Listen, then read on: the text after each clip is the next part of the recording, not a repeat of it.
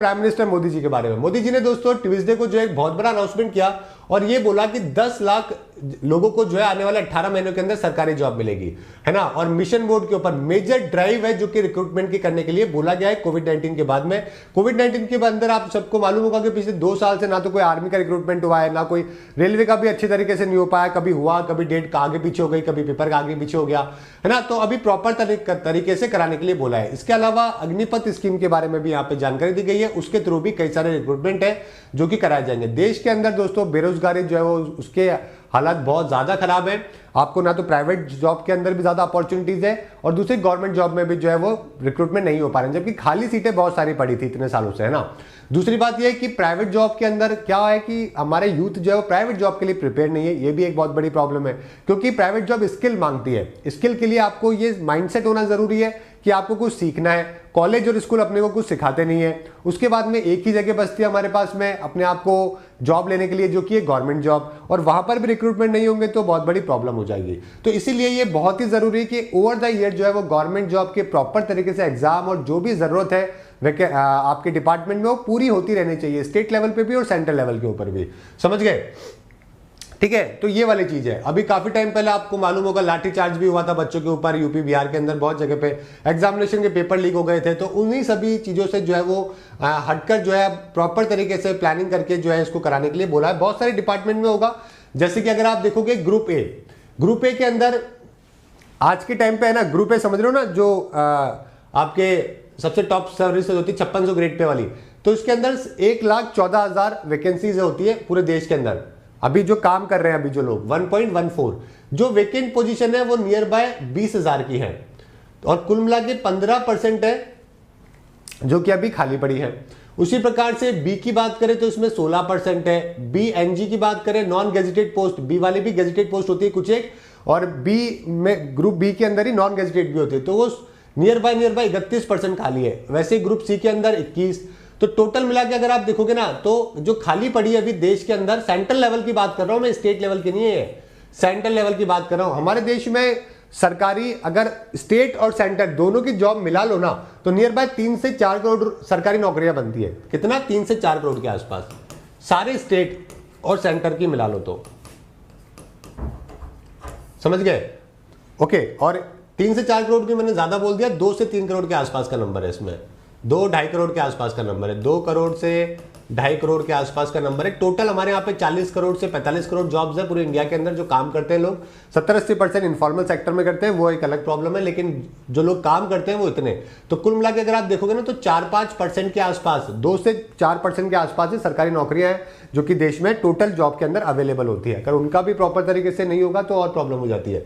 तो आज के टाइम पे जो अगर आप देखोगे तो नियर बाय आप देख सकते हो यहाँ पे 3 करोड़ के आसपास, है ना, 31 लाख के आसपास है जो कि सेंट्रल, 3 करोड़ नहीं 31 लाख है जो कि सेंट्रल के कर्मचारी अभी काम कर रहे हैं, और 10 लाख के आसपास 8.86 लाख है जो कि अभी खाली पड़ी है। तो कुल मिला के अगर आप देखोगे ना तो 40 लाख लोग हैं नियर बाय जो कि सेंट्रल के द्वारा अपॉइंट करे जाते हैं, है ना, और 2 करोड़ के आसपास, 2-2.5 करोड़ के आसपास है जो कि आपके स्टेट के द्वारा अपॉइंट करे जाते हैं सारे राज्यों को मिला के। तो 40 लाख आपके सेंटर की वैकेंसी है जिसमें से 31 लाख लोग काम कर रहे हैं, 9 लाख के आसपास खाली है। तो यही 9 लाख है जिसके बारे में मोदी जी ने 10 लाख यहाँ पे बोला है। ओके, तो यूनियन गवर्नमेंट के अंदर पिछले साल तक 8.8 लाख जॉब है जो कि खाली पड़ी है।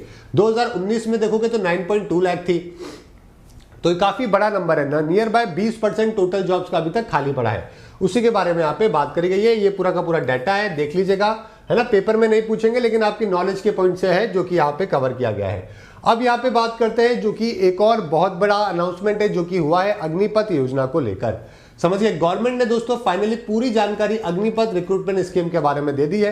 कंप्लीट इंफॉर्मेशन के बारे में बात करेंगे, कितने आपकी सैलरी होगी, क्या एलिजिबिलिटी होगी, क्या प्रोसेस होगा, आपके 4 साल की नौकरी के बाद आपको क्या मिलेगा, क्या बेनिफिट होंगे, उसके बाद आप क्या कर सकते हैं, पूरी इंफॉर्मेशन है जो कि आने वाले 5 मिनट के अंदर हम लोग कवर करेंगे। तो यहाँ पे राजनाथ सिंह जी जो कि हमारे डिफेंस मिनिस्टर हैं, उन्होंने अग्निपथ स्कीम के बारे में पूरी जानकारी दी है कि 4 साल तक के लिए दोस्तों ये नौकरी है जो कि दी जाएगी, और इसके अंदर प्रोसेस के अंदर 46 पुरुष और महिला जो है वो 90 दिनों के अंदर जो है रिक्रूट करे जाएंगे आने वाले 3 महीने के अंदर।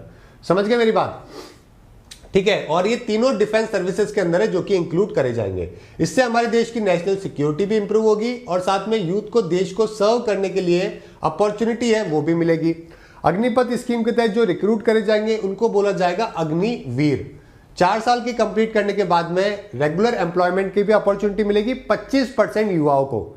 समझ गए मेरी बात? 25% युवाओं को वापस आगे कंटिन्यू करने के लिए सेलेक्ट किया जाएगा। बाकी लोगों को जो है आपके जो बाकी स्टेट के एग्जाम होते हैं, बाकी आपके जो जॉब्स होती है उसके अंदर कुछ बेनिफिट है जो कि आपको जरूर मिलेगा। समझ गए? इसके अलावा फिटनेस बढ़िया होगी, बाकी सब बढ़िया होगा तो आप प्राइवेट जॉब में भी कहीं ना कहीं ट्राई कर सकते हैं। दूसरी बात यह है कि आप डिसिप्लिन हो जाएंगे तो आप थोड़ा और बेटर काम कर सकते हैं, अपनी है ना कैपेबिलिटी को इंप्रूव कर सकते हैं। तीसरा ये है कि कुछ 11 लाख रुपए के आसपास आपको मिलेंगे तो उससे आप एंटरप्रेन्योरशिप भी कर सकते हैं। तो 2-3 तरीके हैं जो कि इसके अंदर बताए गए। आने वाले 4 साल के बाद में आपके पास क्या अपॉर्चुनिटी रहेगी।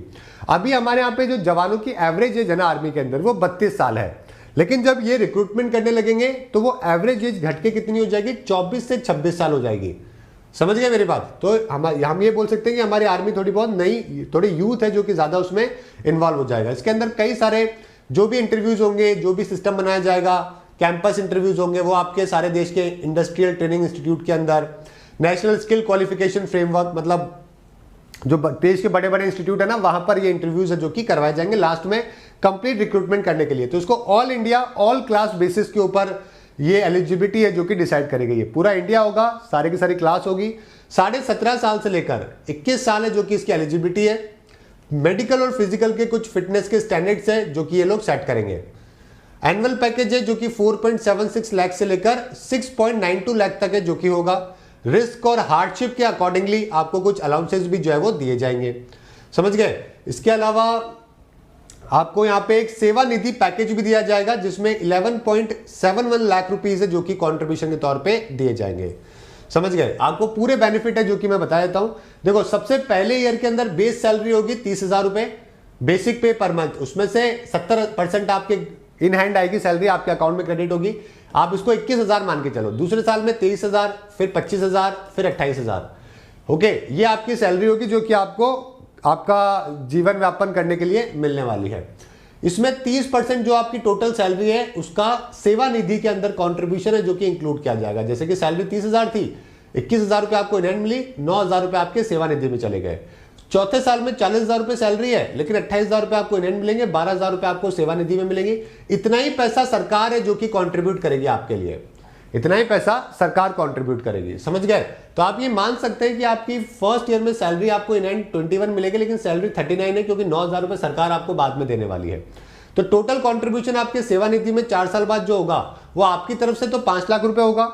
इतना ही पैसा सरकार भी आपको जोड़ के देगी और कुछ एक इंटरेस्ट मिल जाएगा। तो ऐसे करके कुल मिला के आपको 4 साल के बाद में 11.71 लाख रुपीज है जो कि आपको साथ में मिलेंगे। ये आपको पर मंथ मिलेंगे, ये आपको 4 साल बाद में मिलेंगे। समझ गए मेरी बात? लाइफ कवर भी मिलेगा, इंश्योरेंस। अगर इनकेस कोई ना कोई दुर्घटना हो जाती है तो 48 लाख रुपीज का लाइफ इंश्योरेंस है। और डेथ एट्रीब्यूटेड सर्विस, अगर आप कुछ ऐसी सर्विस में काम कर रहे हो जिसके अंदर थोड़ा ज्यादा वो है इश्यूज है तो 44 लाख रुपीज उसके अंदर एक्स गारंटी एक्स्ट्रा है, प्लस सैलरी जो है रिमेनिंग पीरियड की आपकी 4 साल की वो भी आपको मिलेगी। इसके अंदर डिसेबिलिटी अगर किसी को हो जाती है तो 15 लाख से लेकर 44 लाख रुपीज जो है वन टाइम हेल्प है जो कि आपको दी जाएगी। समझ गए? ये पूरा की पूरी चीजें हैं जो कि आपके बेनिफिट्स है इसके अंदर। तो ये मैं आपको बता चुका हूं, है ना। इसके अलावा अगर राशन है, ड्रेस है, ट्रैवल है, आपके कोई मुश्किल वाली जॉब है तो उसके हिसाब से फिर आपको, जैसे कि अगर मान लो आपके सियाचिन में जो जवान रहते हैं उनको एक्स्ट्रा सैलरी मिलती है, मालूम है ना, लद्दाख कारगिल में एक्स्ट्रा सैलरी मिलती है। तो अगर आपके पास में कोई हार्डशिप वाली जॉब है तो एक्स्ट्रा अलाउंसेज है जो कि आपको मिलेंगे, है ना। ठीक है, चलिए, तो ये पूरी की पूरी बात हो चुकी है। इसके अलावा तो जो मैंने आपको जानकारी दी है वो सारी की सारी यहाँ पे लिखी हुई है। अब यहाँ पे सबसे बड़ा सवाल है कि एलिजिबिलिटी का, सर कौन लोग हैं जो कि इसमें एलिजिबल होंगे। आप में से मेजरली लोग इसमें एलिजिबल नहीं हो पाएंगे क्योंकि आप लोग 21 साल से ज्यादा बड़े हो चुके हो। तो यहाँ पे एलिजिबिलिटी है मात्र 17.5 से 21 साल। समझ गए? जो हमारे एनडीए वाले टाइप की जो एज नहीं होती थी उस टाइप वाली एज है जो कि इसके अंदर रखी गई है, 17.5 से 21 साल।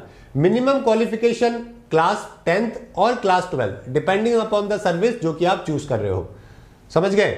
और ट्रेनिंग होगी इंडस्ट्रियल ट्रेनिंग इंस्टीट्यूट के अंदर, कई सारे स्किल्स है जो कि इसके अंदर सिखाई जाएगी, है ना। और तीनों आर्म्ड फोर्सेस के अंदर प्रॉपर तरीके से ट्रेनिंग है जो कि कॉम्बैट आर्म्स के साथ में दी जाएगी।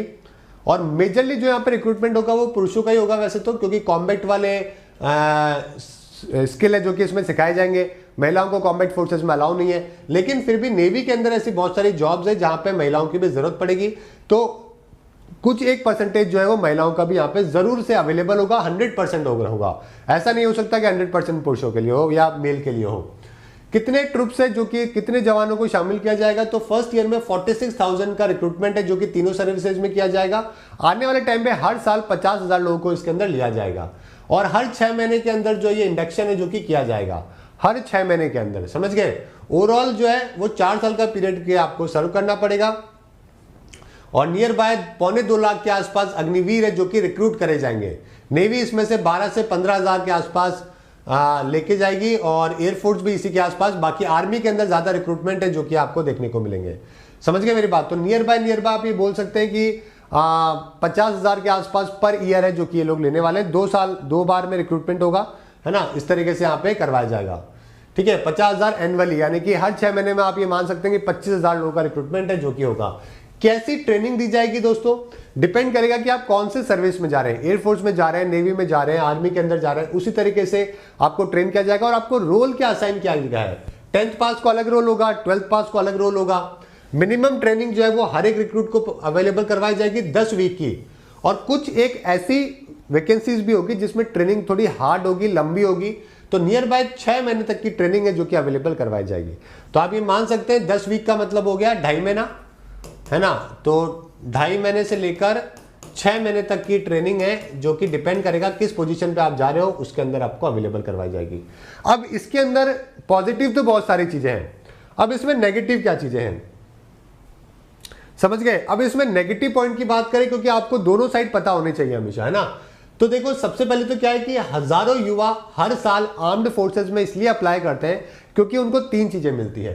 क्या क्या, एक तो परमानेंट जॉब, दूसरा ए प्रॉमिस्ड पेंशन, और तीसरा हेल्थ बेनिफिट्स। अब 3 में से क्या है कि 2 चीजें तो चली गई, परमानेंट जॉब चली गई, प्रॉमिस्ड पेंशन चली गई, हेल्थ के बेनिफिट है जो कि आपके पास अवेलेबल है, समझ गए। दूसरा कंसर्न ये कि आर्मी के अंदर जितने भी जवान जाते हैं वो अपनी यूनिट को लेकर जो है वो बहुत ज्यादा सेंटिमेंट्स होते हैं, बहुत ज्यादा प्यार करते हैं अपनी यूनिट के साथ में, जो भी है ना, किसी भी आर्मी की यूनिट के अंदर वो इंक्लूडेड है। तो अब वो 4 साल के लिए रहेंगे, उसके बाद में चले जाएंगे, तो अब क्या उनका वो अटैचमेंट अपनी यूनिट के साथ में, आर्मी के साथ में, वो हो पाएगा कि नहीं हो पाएगा। दूसरा, एक तरीके से ये माना जा रहा है कि ये जो है ना एक टेम्पररी जुगाड़ है जो कि किया गया है ताकि आर्मी को पेंशन नहीं देनी पड़े। जो एक जवान के ऊपर पूरी जिंदगी में 10 से 15 करोड़ का खर्चा होता है, उसको घटा के कुछ लाख जो है वो लेके आ जाए। तो दूसरा कंसर्न ये भी है कि क्या उस परमानेंट जवान जो आर्मी में रहता है उसके बराबर एलिजिबिलिटी आप 3-4 साल के अंदर एक 20-21 साल के लड़के की कर पाओगे कि नहीं कर पाओगे। अगर कल को कॉम्बैट की जरूरत पड़ती है तो क्या आने वाले सालों के अंदर हमारी आर्मी उतनी इफिशियंट, एक 32 साल का जो एक वेल ट्रेंड, कई सालों से ट्रेंड बंदा होता है, और एक 20-22 साल का, 23 साल का जो एक ट्रेंड बंदा है, वो दोनों कंपेयर हो पाएंगे कि नहीं हो पाएंगे। तो ये 2-3 कंसर्न है जो कि इसके साथ में देखने को मिल रहे हैं। अब ये आने वाले दिनों के अंदर पता लगेगा, ठीक है। और तीसरा एक और इंपॉर्टेंट इशू है, पहला तो हो गया यहाँ पे परमानेंट जॉब का इशू, मैं लिख देता हूं आपके लिए, इजी रहेगा। दूसरा हो गया पेंशन वाला इशू, तीसरा हो गया आर्मी की यूनिट से जो अटैचमेंट आर्मी से जो होता है वो, चौथा हो गया फ्यूचर। अब 4 साल बाद में जब आप 21 साल के होने के बाद 4 साल यानी कि 25 साल तक आपने निकाल दिया, अब उसके बाद में करियर कितना स्ट्रांग रहेगा, वापस से गवर्नमेंट जॉब की तैयारी में बच्चा इंटू हो जाएगा, है ना, और जो इतने साल ट्रेन किया वो सब वेस्ट हो जाएगा, या उसको प्राइवेट जॉब की अपॉर्चुनिटी ज्यादा मिलेगी कि नहीं मिलेगी, है ना। एक बच्चा बोला डबल रिटायरमेंट हो गई बिल्कुल सही बात है, एक तरीके से डबल रिटायरमेंट है जो कि आप लोगे, एक बार जवानी में और एक बुढ़ापे में। तो यहाँ पे एक फ्यूचर जो भी एक इसका कंसर्न है, तो ये 4 पॉइंट्स हैं जो कि यहाँ पे नजर आते हैं, और अब सरकार इनको कैसे मैनेज करती है वो आने वाले दिनों के अंदर पता लगेगा, समझ गए। आज के टाइम पे दोस्तों हमारे डिफेंस का जो पैसा है वो 3 पार्ट में हम लोग डिवाइड करते हैं। एक तो परमानेंट असेट खरीदने में, जैसे कि मैंने टैंक खरीद लिया, आर्मी ने मिसाइल खरीद ली, एक बार की फिक्स कॉस्ट आ गई। दूसरा होता है सैलरी देने में, तीसरा होता है पेंशन में। 3 ही जगह पे सरकार का, आर्मी का पैसा है जो कि जाता है, समझ गए। और नियर बाय बहुत लार्ज फंड है जो कि जाता है, बहुत ही लार्ज फंड, ट्रिलियन, मतलब 5 लाख करोड़ के आसपास का बजट है जो कि मिलता है टोटल मिला के। अब इसमें से अगर आप देखोगे ना तो रेवेन्यू रेवेन्यू का मतलब है जब आपके पर मंथ के जो पैसे जाते हैं, जिसको अपन रेवेन्यू एक्सपेंडिचर कहते हैं, वो 1.96 ट्रिलियन रुपीज है ना, यानी कि 1,96,000 नियर बाय 2 लाख करोड़ रुपए तो आपके सैलरीज में जाते हैं। पेंशन के अंदर 1 लाख करोड़ के आसपास, और कैपिटल यानी कि फिक्स्ड एसेट खरीदते हो उसमें भी नियर बाय 1 लाख करोड़ के आसपास। तो ये फाइनेंशियल ईयर 2019 का था। अब 20 का भी देखोगे सेम है, 21 का, 22 का, 23 का। अभी जो फिलहाल जो बोला गया ना, जो एस्टिमेट है इस साल का जो खर्चा आएगा, वो सैलरीज के ऊपर तो देखो आएगा 2,33,000, ये सैलरी में जाएगा रेवेन्यू पर मंथ। ये आपके पेंशन में जाएगा और ये आपके फिक्स्ड एसेट में जाएगा, जो आप हथियार जो भी खरीदते हो ना, एक बार जो आप खरीदते हो अपने को रिकरिंग करने के लिए, ये 3 चीजें हैं, है ना। तो नियर बाय अगर आप 2, 3, 4 नियर बाय 5 लाख करोड़ के आसपास का है, जो कि टोटल एस्टिमेट आप देख सकते हो, नियर बाय 5 लाख करोड़ के आसपास का। अब इसमें से जो सरकार को फायदा मिलेगा वो दोनों में मिलेगा, इसमें भी मिलेगा, इसमें भी मिलेगा, दोनों के अंदर डाउनफॉल मिलेगा। सैलरीज भी कम हो जाएगी, है ना, क्योंकि ऐसे सैलरी ज्यादा होती है, ऐसे थोड़ी कम होगी। दूसरा ये कि आपका जो पेंशन है उसका कंसर्न आपके कुछ सालों के अंदर खत्म हो जाएगा। तो यहाँ पे 2 जगह पे बेनिफिट है जो कि आपको मिल जाएगा। उम्मीद करता हूं कि पूरा का पूरा मैटर समझ में आ गया होगा कि इसके अंदर क्या जनता का फायदा है, क्या सरकार का फायदा है, जनता को करने से क्या मिलेगा, सरकार को करने से क्या मिलेगा, है ना, क्या एलिजिबिलिटी है, क्या रिक्रूटमेंट है, बेनिफिट, सब चीजें आपको क्लियर हो गई होगी। समझ गए? चलिए ठीक है, आगे चलिए। इसके अलावा अगर आपको अनअकैडमी पे किसी भी एग्जाम की प्रिपरेशन करनी है, चाहे वो यूपीएससी हो, पीसीएस हो, defence, banking, SSC, CAT, CLAT, UGC, तो आप अनअकैडमी पे जाके रेफरल कोड लगा सकते हैं BHU10, जिससे आपको 10% ऑफ है, जो कि आपको मिल जाएगा।